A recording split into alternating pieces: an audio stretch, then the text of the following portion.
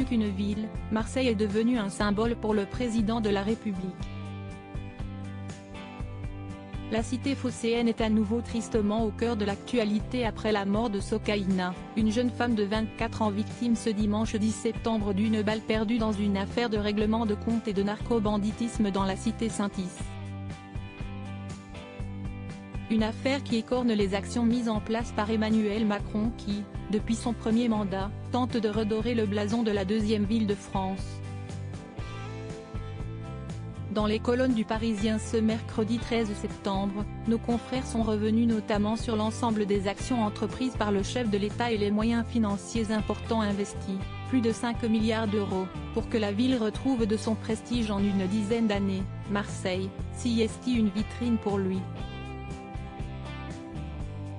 À la fin de son deuxième mandat, il devra pouvoir dire que cette ville a changé, et en mieux. L'enjeu politique est considérable, a expliqué un des soutiens du président.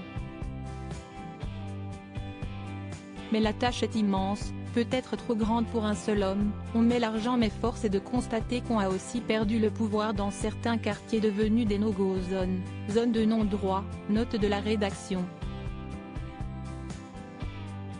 Du trafic de drogue, a expliqué un cadre de la majorité, suivi d'un autre. La vérité, si est-il qu'on hérite d'une situation difficile dans une ville délaissée pendant plusieurs dizaines d'années. Pas question pour autant pour Emmanuel Macron, qui recevra prochainement le roi et la reine d'Angleterre en France, de lâcher l'affaire. Reste à savoir si, à terme, ces efforts auront payé leurs fruits.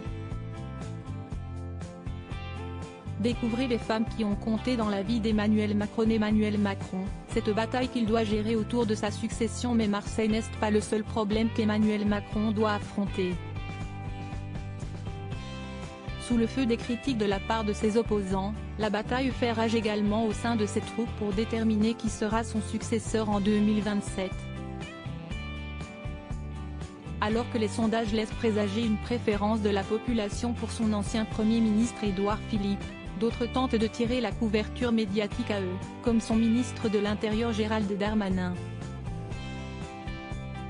Une lutte intestine qui ne fait que commencer et qui risque de connaître une multiplication de ses prétendants au titre.